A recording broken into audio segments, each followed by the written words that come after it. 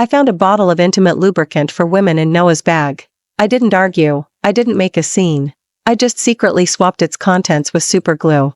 At 2 a.m., the new postpartum nanny, Ashley, and Marcus were rushed to the emergency room. That day, when Noah was showering in the bedroom, his phone in his bag vibrated incessantly, waking me from my sleep. I took it out and glanced at it. It was a suspicious number, a spam call. After hanging up, I put the phone back. My fingers, however, accidentally brushed against something. It was cool and smooth, like a small bottle. I hesitated. Curiosity still compelled me to investigate. It had a pink bottle. The packaging featured a provocatively posed anime woman. All the text was Japanese text. It definitely didn't look like anything legitimate. My heart tightened. I quickly used an image search app to scan the bottle. The information that popped up instantly froze me. It was an intimate lubricant for women, a strong stimulant type. And it was open, clearly used. My vision went black. It felt like someone had struck me over the head. I was still in my postpartum recovery period. This item, naturally, couldn't have been for me. Noah, had he cheated? The thought was like a sharp knife, plunging deeply into my heart. The sound of water still ran in the bathroom, but my mind was a chaotic mess. I opened his phone with trembling hands. Dearest Eleanor was pinned at the top. Inside, besides work-related messages, were mundane conversations about daily life. So ordinary that I couldn't find a single flaw. I quickly scrolled through social media apps, video streaming apps, hotel booking apps, and even gaming apps. But I couldn't find any suspicious traces. Could it be, was this bottle just someone's prank? I even tried to find a reasonable excuse for the lubricant. But then, my finger accidentally slid into a folder labeled, Work. Inside, there was a parenting app. This wasn't right. Noah was obsessive about organization. His phone apps were categorized very distinctly. How could a parenting app be in the work folder? My heart gave a sudden leap. My fingers uncontrollably tapped on the app. The chat history inside made me feel as if I'd fallen into an ice cave. March 8th, that day, I was rushed to the hospital due to a threatened miscarriage. He stayed by my hospital bed all night. I've waited 3 months, thought I could finally get some action, but she's so useless. Go get a room by the hospital tonight. I'm practically bursting. Don't wear black stockings, wear a nurse uniform. That's a turn on.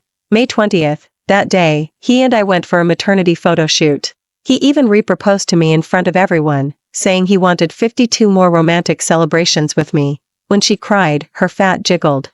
It was really disgusting. I'm on a business trip tomorrow, come stay with me for a few days.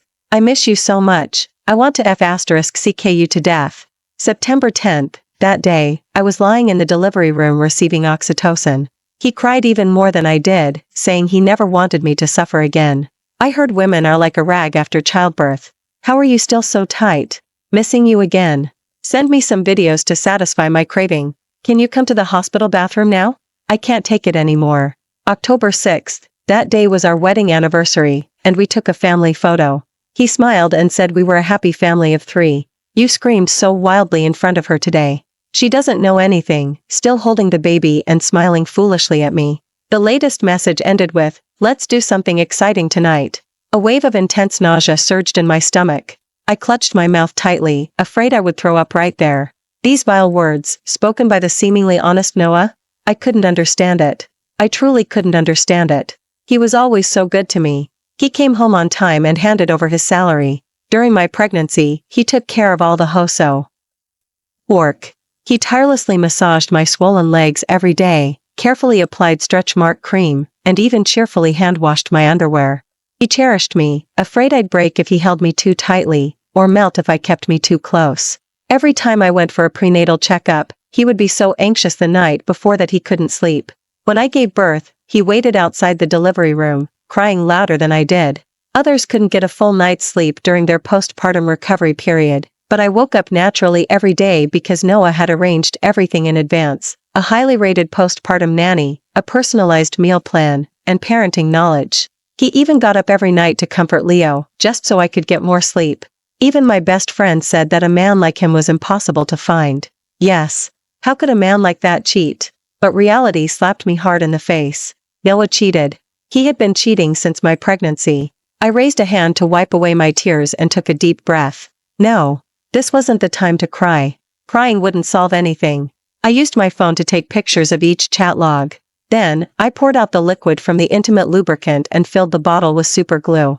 Although I didn't know who Noah was cheating with, tonight, everything would be revealed. Just as I put everything back, the bathroom door opened. Noah walked out, towel drying his wet hair. Seeing me sitting on the bed, he paused. "Eleanor, it's so late. Why aren't you asleep yet?" His voice was as gentle as ever. I looked up, our eyes met. In that moment, physiological tears uncontrollably welled up, as if my emotions had finally found an outlet. Noah panicked when he saw me cry. He rushed to my side, his eyes full of how bad he felt for me. "Eleanor, why are you crying? Did you have a nightmare? You shouldn't cry during postpartum recovery period, or you'll get postpartum complications." His actions were so gentle. If I hadn't seen those chat logs with my own eyes, I would have almost believed his concern was genuine. It turned out that love could be faked so convincingly. My eyes red-rimmed, I stared at him, my voice trembling slightly. "Marcus, I just dreamed you cheated on me." Noah paused, then chuckled softly, pulling me into his embrace. "Silly goose, dreams are the opposite of reality. You might as well dream I died." I clenched my fists, my nails almost digging into my flesh, yet I still feigned a joking tone. "Marcus, I'm fat and ugly now. Do you still love me?" Noah released me, cupped my face in his hands, his gaze deep and loving. Then, he lowered his head and reverently kissed my forehead. "My Eleanor is always the most beautiful woman in the world. Besides, you're the one I chased for 10 years. How could I not love you?" Yes. Noah had chased me for 10 years. He even offered to donate a kidney to me. I once would have sooner believed pigs could fly than believe Noah would cheat. However, the truth was this cruel. Those chat logs were like thorns, piercing deeply into my heart, leaving me bleeding profusely. I looked into his eyes and spoke each word clearly. "Marcus, if you really cheated, would you die?" A flicker of unnaturalness crossed his face, but he quickly regained his composure. "I'd die before I ever cheated." I finally smiled. "Noah, you said it yourself. Those who betray true feelings deserve to die." Noah also smiled. He reached out, ruffled my hair, and said in a relaxed tone, "That's better. My Eleanor looks prettiest when she smiles." Noah brought a glass of warm milk and handed it to me. "Eleanor, drink some milk. It helps you sleep." When I took the milk and took a small sip, I immediately put the glass down and frowned. "Marcus, Leo seems to be crying. Can you go check?" Noah didn't suspect a thing and turned to leave the room. I quickly poured the milk down the sink. Watching the milky white liquid disappear down the drain, I sneered inwardly. So, that was the reason I slept soundly all night. When Noah returned, his gaze swept over the empty milk glass. A flicker of inexplicable excitement crossed his eyes. He walked over to me, gently patted my shoulder, and said softly, "Eleanor, Leo is sleeping soundly. You don't need to worry." I nodded, pretending to be sleepy, and yawned. "That's good. I'm tired too. Let's sleep." He smiled and turned off the bedside lamp, plunging the room into darkness. I closed my eyes, my breathing even, as if I had fallen into a deep sleep. In the middle of the night, Noah gently patted my face, tentatively calling out twice, "Eleanor? Eleanor?" I kept my eyes closed, feigning deep sleep, and let out a soft snore. Noah paused for a long moment, seemingly confirming that I was truly asleep. Then, he quietly climbed out of bed, moving cautiously, afraid of waking me. After confirming he had left, I opened my eyes and checked the time. 1 a.m. Noah was really dedicated. At this hour, he was still going out to meet his mistress. I picked up my phone, quietly got up, and followed him. Soon, I would have the evidence. To my surprise, Noah didn't leave the house. Instead, he turned and entered the guest bedroom. The guest bedroom was Leo's room. My heart pounded. Had my probing tonight made Noah change his plans? The next second, I realized Noah was far more disgusting than I thought. "I thought you weren't coming tonight. You're so daring, aren't you afraid she'll find out?" A woman's voice came from the guest bedroom. My heart constricted sharply. My breathing became labored. It was Ashley, the postpartum nanny's voice. Ashley was the postpartum nanny Noah had chosen for me. She usually wore plain clothes, her hair tied in a casual low ponytail, with almost no makeup. Although she was about my age, she was very discreet in her actions and behavior. Besides taking care of Leo and me, she tried to stay in her room, minimizing contact with Noah. So I never even considered her. A rustling sound of sea Lothies being removed brought me back to reality. Noah's voice was full of impatience, like a hungry beast. "She's sleeping like a log. Ashley, let me touch you, I'm bursting." Ashley's tone was subtly uneasy. I vaguely heard her ask what you'd do if you cheated. Is she suspicious? But Noah was utterly unconcerned. His tone was incredibly confident, as if everything was under his control. Don't worry, she trusts me completely. I climb into your bed every night, and she'll just feel bad for me working so hard. You're so bad. Ashley's voice softened, mixed with a groan. Don't you just love how bad I am? Their conversation was like a dull knife, slicing at my heart, blow after blow. It hurt so much. They dared to do such a filthy thing in my home, right next to my child. I wanted to rush in and stab them both to death, but reason told me not to act impulsively. Are you really going to try there today? I'm scared. Don't worry, I put on the intimate lubricant. It won't hurt, but... Ashley's voice still hesitated. Noah suddenly grew angry. I haven't even complained about you sleeping with so many people. What's wrong with satisfying my one small request? If you can't do it, I'll find someone else. No, I can do it. Ashley compromised. She twisted her body, trying to please Noah. Good girl, relax, I'll help you apply it. Noah was eager. Ashley obediently lay down. Noah poured the entire bottle of intimate lubricant inside. It hurt so much. Ashley cried out in pain. Bear with it. It's a strong stimulant, so pain is normal. Ashley, I'm coming. Noah looked excited and pressed down on her. Suddenly, a sharp scream echoed through the entire house. Ah, Noah, what the hell did you put on? Why are we stuck together? Ashley thrashed frantically, trying to break free, but it was too late. The super glue had already taken effect. Noah was also panicking. He clapped a hand over Ashley's mouth. Keep your voice down. Is this something to be proud of? I'm stuck too. Think of something, quick. Ashley's voice was already laced with tears. I'm trying. Try hot water. Ah, that's scalding. They tried for half an hour. Eventually, they had no choice but to call an ambulance. The two of them, in a bizarre posture, were loaded onto a stretcher and taken away by the ambulance. I stood on the balcony, watching the ambulance disappear from sight. Only then did I return to the guest bedroom. Leo was sleeping soundly in his crib, completely unaware of what had happened. I stroked his little face, secretly making a promise. Leo, don't worry. Mommy will always protect you. Then, my gaze fell on the pink bottle on the bed. Good. They used it all up. Noah and Ashley returned the next evening. One was clenching his thighs, the other clenching her buttocks. They shuffled in one after another, limping, their posture looking very strange. I pinched my palms tightly, barely managing not to burst out laughing. Where have you two been? You've been gone all day? I asked, feigning concern, my gaze sweeping between them. A flicker of unnaturalness crossed Noah's face, and his eyes darted away. Something came up at the office. I was busy all day. I happened to run into Ashley downstairs, so we came back together. His voice was shaky, sounding unconvincing. I turned my head, my gaze falling on Ashley. Ashley, why didn't you say anything about being gone all day? I thought something might have happened to you. Ashley's face was terrifyingly pale, her lips trembling slightly. She clearly hadn't found a suitable excuse yet and could only stammer, Ms. Miller. Seeing this, Noah quickly covered for her. Ashley had some family matters and asked for time off. I was so busy I forgot to tell you. Ashley nodded in agreement, afraid I would press further. Ms. Miller, I'll go take care of Leo now. I waved my hand, my tone relaxed. No need. My parents said they miss Leo and want him for a few days. You can take it easy for a while. Ashley paused, then just quietly replied, then I'll go make dinner for you now. I nodded, my tone flat. Go ahead. She secretly glanced at Noah, her eyes full of grievance. But Noah was too preoccupied to care about her. Ashley could only withdraw her gaze and slowly shuffled into the kitchen, clutching her buttocks. Her back looked very desolate. Each step seemed to be endured with great pain. Honestly, I felt bad for her. Working herself to the bone during the day, only to be used for pleasure at night. And now she had to cook for me with work-related injuries. Truly pathetic.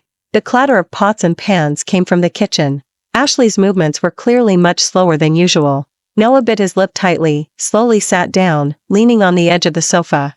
The pain on his face was almost overflowing, but he still clenched his teeth, not making a sound. I pretended not to notice his abnormality. I walked over to him, affectionately put my arm around his neck, and plopped down onto his lap. I even deliberately swayed back and forth, pouting. Marcus, Leo isn't home. We can finally have some alone time as a couple. Noah's body stiffened abruptly, his face looking terrible. His fingers clutched the edge of the sofa tightly, his knuckles white from the effort. I sat there, wiggling around. Noah finally couldn't take it anymore. He pushed me away. The movement was so forceful that even he seemed startled. I stumbled, nearly falling to the ground. A flicker of panic crossed his face. Eleanor. I didn't mean to. After steadying myself, I casually glanced at his pants, noticing a dark stain. It must have been blood seeping through again. My voice filled with concern. Marcus? What's wrong? Are you feeling unwell? Let me see. With that, I reached out to pull down his pants. Noah recoiled as if terrified, his entire body shrinking back. In his panic, he tugged at his wound again, wincing in pain. His voice, squeezed through gritted teeth, trembled slightly. I'm fine, I just suddenly need to pee. He clutched his lower region tightly, clenching his thighs, and painfully shuffled step by step towards the bathroom. I leaned back on the sofa, watching his pathetic figure, feeling great. Today, while they were out, I had installed surveillance cameras in every hidden corner of the house, ensuring everything was recorded without blind spots, including the bathroom. In the surveillance footage, Noah carefully peeled back the bandage, revealing a raw, bloody wound underneath. He took a tube of ointment from his pocket and, with trembling fingers, applied it little by little to the wound. The moment the ointment touched his skin, he gasped in pain, but he bit his lip, determined not to make a sound. Seeing this, a surge of satisfaction welled up in my heart. I hadn't realized how powerful superglue could be. I couldn't help but wonder what Ashley's condition was like. Her wound area was larger, so she must be in even more pain. Almost half an hour later, Noah finally emerged from the bathroom. His legs trembled with every step he took. I looked up at him, feigning concern in my voice. Marcus, are you really okay? He forced a weak smile, his voice fragile as he replied, I'm really fine. I smiled. That's good. Let's eat. I specifically prepared a feast for you too. At the dinner table, Noah froze completely. He stared at the table laden with spicy shrimp boil, garlic butter scallops, and spicy crab, his voice trembling. Eleanor, why so much seafood? I smiled, pressing them both into their seats. You two have worked hard taking care of me lately, so I wanted to treat you well. Saying this, I put a large shrimp in each of their bowls. Come on, eat more, don't be shy. Ashley's face also turned pale. She lowered her head, her fingers gripping her chopsticks tightly, unable to bring herself to eat. Noah's fingers trembled slightly as he peeled a shrimp, beads of sweat forming on his forehead. I sat beside them, casually remarking, yesterday, there was a shocking rumor in the neighborhood. Apparently, a man and woman got a little too wild and ended up stuck together, so they were taken to the emergency room. I heard they were even from our building. How embarrassing. I wonder if they'll ever be able to separate. Noah's hand twitched, and a shrimp fell onto the table. I pretended not to notice and continued, Marcus, do you know who it was? Noah's eyes darted around, his voice unconsciously stammering. How would I know? Why aren't you eating? Are you feeling unwell? Perhaps out of guilt, they could only force smiles and laboriously swallow their food. Meanwhile, I ate my postpartum recovery meals, feeling exceptionally pleased. Over the next few days, I varied their takeout orders, desserts and drinks, fried chicken and burgers, seafood feasts, spicy Chinese food. Each meal left their faces green. Noah's limping gait grew more pronounced, and Ashley could no longer sit down normally. On the third night, Ashley finally couldn't take it anymore. At midnight, in the guest bedroom, Ashley stood by the bed, her voice low. Noah, I can't take this anymore, I quit. Give me $1 million, transfer it to my private account now. Noah frowned. Are you crazy? Why should I give you that much money? Ashley sneered. The doctor said my rectal nerve damage is irreversible. She suddenly pulled down her pants, revealing her wound. Under the light, her wound was festering and oozing pus, looking horrifying. If it gets any worse, I might even need a colostomy bag. Is $1 million too much? Her voice rose, her emotions almost out of control. Or do you want your Eleanor to know about us? Noah glared at Ashley, gritting his teeth. You dare to threaten me? Ashley didn't back down. This isn't a threat, it's a transaction. You give me the money, I leave, and we'll both be fine. Otherwise. She didn't finish, but her meaning was clear. The room fell into a deathly silence. Noah's fists clenched and unclenched. Finally, he compromised. Fine, I can give you the money, but $1 million isn't a small sum. All my money is with Eleanor, I need time to make arrangements. He tried to stall, his voice carrying a hint of pleading. You leave first, I'll definitely transfer the money to you in a few days. Ashley sneered, clearly not believing his lies. She pulled out a promissory note she had prepared earlier from her bag and threw it in front of Noah. Words mean nothing. Sign the promissory note first. Noah glanced down at the promissory note, his face growing even uglier. What? 1% interest per day for overdue payments? This isn't just predatory lending, this is robbery. Then I'll go tell Ms. Miller about us right now. I'll sign. Noah's voice was practically squeezed from his throat. Watching his hand tremble as he signed his name on the promissory note, the corner of my mouth turned up slightly. Want money? Dream on. I turned back to the bedroom and quickly divided the money in my account into several parts. Part 1 invested in fixed-term investments. Another part was transferred to Leo's college fund. Early the next morning, Ashley hurriedly packed her suitcase, preparing to leave. Her movements were light, as if afraid of waking someone. As she dragged her suitcase to the door, I slowly emerged from the bedroom. Ashley, where are you going so early? She lowered her head, her voice a little weak. Ms. Miller, I have an urgent family matter, so I'm quitting. I nodded, without asking further, just pulled out my phone and transferred her monthly salary. Here's your salary for this month. Take care on the road. Her fingers trembled slightly, her eyes darted away, seeming to want to say something. But in the end, she just quickly thanked me and hurried away. I'm someone who keeps personal and professional matters separate. I never withhold wages. But the accounts that need to be settled, not a single penny will be missed. Back in the house, Noah was still deeply asleep in bed. His wound was getting worse. A smell of decay permeated the air. Over the past few days, he had visibly increased the frequency of applying ointment. I could even hear his muffled groans from the bathroom in the middle of the night. I went into the bathroom. I took out the capsaicin I had prepared earlier and injected it into his ointment. It was time to show him what I could really do. I put the ointment back in its place, and, feeling pleased, returned to bed to lie down, quietly awaiting the show. Not long after, Noah woke up. He dragged his heavy feet into the bathroom, and, as usual, pulled down his pants to tend to his wound. His wound had already started to fester. There were even some blackened, necrotic tissues around the edges. He gritted his teeth, cleaning the wound with a cotton swab dipped in antiseptic, cold sweat beating on his forehead. TSK. How did it get so bad? I couldn't help but marvel at how much Noah could endure. He had truly managed to hold on for these past few days. He was quite a tough guy. Noah took out the ointment, squeezed out a large dollop, and applied it to his wound. The next second, his body stiffened abruptly, then let out a piercing scream. Aya! I pushed the door open, my face full of concern. Marcus, what's wrong? Noah's face was so contorted with pain it was almost unrecognizable. Veins bulged on his forehead. He frantically scratched at his festering skin, dripping blood onto the floor. Quick! Take me to the hospital, he practically roared. I feigned alarm. What happened? Marcus, did your hemorrhoids decide to move to the front? He had no strength to answer me, only scratching at his wound, trying to alleviate the pain until he passed out. Only then did I slowly pull out my phone and dial for an ambulance. Outside the emergency room, the doctor told me, his face grave.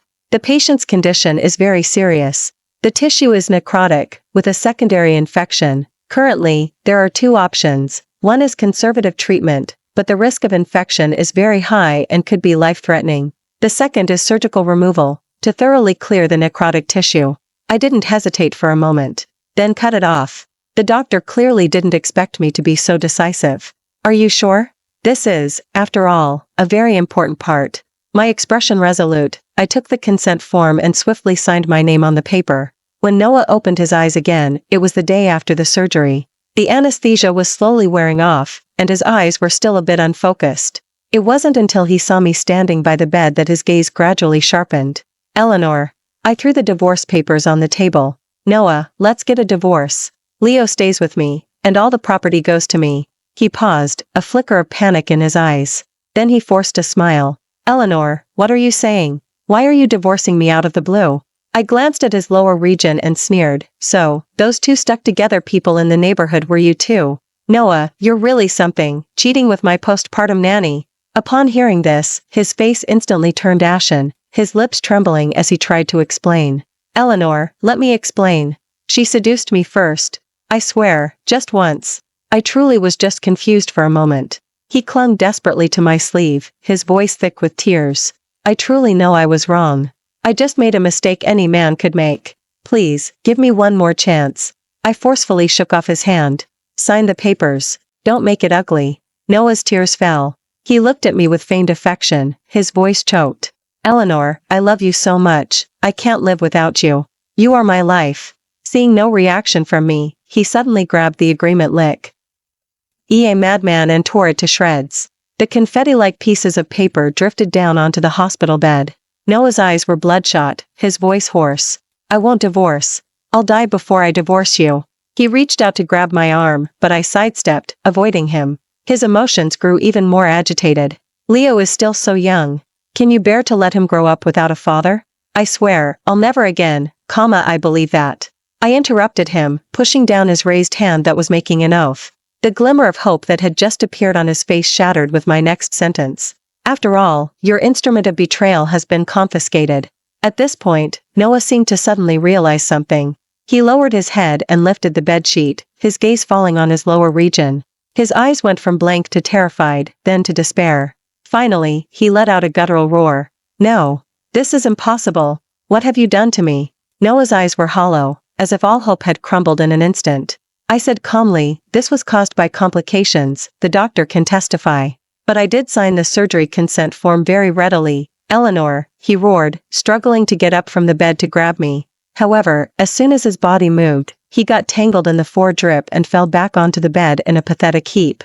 I pulled out a backup copy of the divorce papers from my bag and slapped them directly onto his face. The words, all property belongs to the wife, covered his eyes perfectly, as if to mock him one last time. You're dreaming.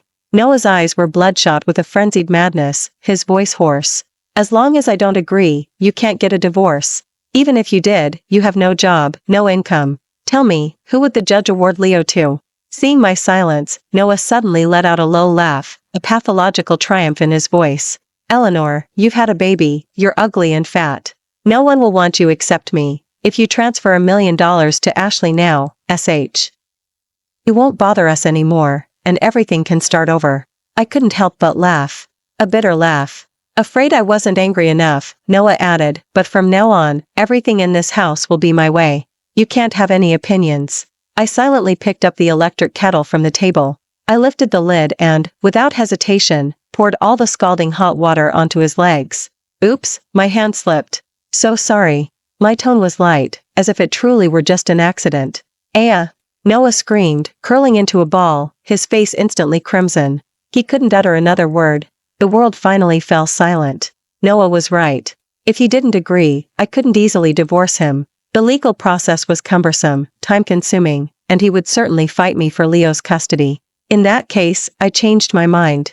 Widowhood, perhaps, was simpler and more definitive than divorce. I uploaded the video of Noah and Ashley stuck together online. In less than half an hour, it had over 10,000 shares and went viral, even topping the local trending list. Noah was completely publicly shamed. His personal information was dug up, top to bottom. His friends quickly cut ties with him. Even old classmates he hadn't contacted in years sent him messages to curse him out.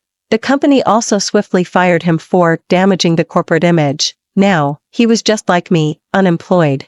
Meanwhile, Noah's hospital room became a viral sensation. Every day, patients or family members would go out of their way to pass by, pointing and whispering at him through the glass. Some even rushed into the room, spitting at him. Under this double torment of mental and physical pain, Noah's emotional state became increasingly unstable. He started smashing things in his hospital room, screaming and yelling all day, scaring the nurses away. The hospital had no choice but to move him to a secluded private room to avoid disturbing other patients. While he was away, I installed a surveillance camera in a hidden SP. OT in the room, with the lens pointed directly at his bed. Whenever I was bored, I'd open my phone and watch him throw fits in his room. It made me laugh every time. From Noah's transaction records, I realized I wasn't the only victim. Behind this, there might be a massive black industrial chain. So, I began to investigate secretly in a mom group. Soon, I found several other women with similar experiences. Some of them had already noticed their husband's abnormalities but lacked proof. Most, however, were like me, completely unaware, drinking the milk laced with sleeping pills that their husbands brought them every night, sleeping soundly, and even grateful for his attentiveness. As the investigation deepened, we discovered that Ashley's postpartum nanny agency was not as simple as it appeared on the surface. This agency, while outwardly promoting professional maternal and infant care, was actually targeting fathers. They had a complete training system. New recruits had to learn to act naive. Their hair had to be tied in the most unassuming low ponytail. Their uniforms had to be 2 sizes too large, and their shoe heels always dragged on the floor, creating an image of simple honesty. During work, they would deliberately avoid excessive contact with the fathers, even appearing somewhat dull and reserved. This caused many mothers to lower their guard. After all, who would suspect that beneath the plain postpartum nanny uniform lay sexy lace lingerie? This hidden temptation, right under the wives' noses, was irresistible to many fathers. They reveled in the thrill of cheating. Consequently, postpartum nannies like Ashley were highly sought after in the market. They not only received high salaries but also earned generous overtime pay from the fathers. To prevent more people from suffering the same harm, we submitted the evidence we had collected to the police. The police took the matter seriously and swiftly launched a raid. The postpartum nanny agency was quick. KLY shut down. Several individuals involved in the case were arrested on the spot. Unfortunately, Ashley, however, managed to escape during the operation. The next time I saw Ashley was on the surveillance camera footage from Noah's hospital room. She was wearing a mask, covering most of her face, with only her eyes visible. Behind her stood several burly men. Each of them looked fierce. Noah lay on the hospital bed, looking weak and dispirited. When Ashley took off her mask, Noah's eyes were filled with hatred. "Bitch, this is all your fault. If you hadn't seduced me, why would I be in this state?" Ashley scoffed, her voice dripping with disdain. "Did I force you to take off your pants? You couldn't control yourself, and now you're blaming me?" Noah painfully lifted his hand, trying to press the call button by his bedside. However, before his hand could reach the button, one of the burly men beside Ashley seized it, twisting it harshly and pinning it behind his back. "Ow, ow, ow. Let's talk about this." Noah was sweating profusely from the pain. "When are you finally going to pay me back the money you owe?" "I really don't have any money left. Eleanor took it all." "Go find her. It was her who swapped the intimate lubricant for women with super glue. She's the one who made us like this." In his moment of crisis, Noah didn't hesitate to throw me under the bus, trying to use me to divert Ashley's anger. Ashley, however, was unfazed. She squatted down, grabbed Noah's collar, and said viciously, "Do you think I'd believe that? If you don't pay up today, don't expect to leave this hospital room alive." Noah's voice was almost a whimper. "I really can't get the money. Otherwise, I'll trick Eleanor into coming here, and you can get it from her." As he said this, his face was filled with malice. It was clear. He hated me intensely. Not long after, my phone rang. The caller ID showed Noah. He tried to keep his voice steady. "Eleanor, I agree to the DIV. Worse. Can you come to the hospital now?" I replied calmly, "Okay, I'll be right there." After hanging up, through the surveillance camera footage, I saw Noah excitedly tell Ashley, "Eleanor will be here shortly." Ashley, however, spat in his face, her expression full of contempt. "You're disgusting, selling out your own wife so easily." Noah gritted his teeth and said, "She was the one who wronged me first. She ruined everything for me. Why should I protect her?" Half an hour later, Ashley was growing impatient. She slapped Noah directly across the face. "Why isn't she here yet? Are you two trying to play a trick on me?" Noah's head snapped to the side from the blow, a trickle of blood seeping from the corner of his mouth. He hastily explained, "It might be traffic. I'll call her again." The phone rang again. This time, Noah's voice was full of urgency. "Eleanor, why aren't you here yet?" I lowered my voice, feigning tension. "Marcus, the police just told me they found Ashley's whereabouts. She might know you called them, and she'll come to the hospital for you. Try to stall her until they arrive. Don't let her get away." "What are you talking about?" Before Noah could finish, Ashley snatched the phone from him. She forcefully smashed the phone to the floor. The phone instantly shattered into pieces, fragments scattering. "Noah, so it was you who got me wanted." Ashley glared at him viciously, as if she wanted to tear him to shreds. Noah tried to scramble off the bed to escape, but one of the burly men shoved him back. His body hit the hospital bed with a heavy thud. The bed frame shook a few times. "Eleanor is just making things up. I didn't call the police. MMPH. Before he could finish his sentence, one of the burly men shoved a sock into his mouth. Ashley waved her hand, "Beat him." The burly men immediately surrounded him, their fists raining down on Noah's body. Noah tried to curl into a ball, attempting to shield himself, but it was futile. He trembled with pain, veins bulging on his forehead, but with his mouth gagged, he couldn't even scream. He could only emit low whimpers. "Hit him harder. Are you guys weak?" Ashley's lips curled into a cruel smile, her eyes filled with satisfaction. The burly men's punches became even more brutal, each strike delivered with full force. Noah's body was tossed back and forth like a rag doll. His entire body began to convulse violently. He appeared to have lost consciousness. "That's enough." Ashley finally waved her hand, signaling the burly men to stop.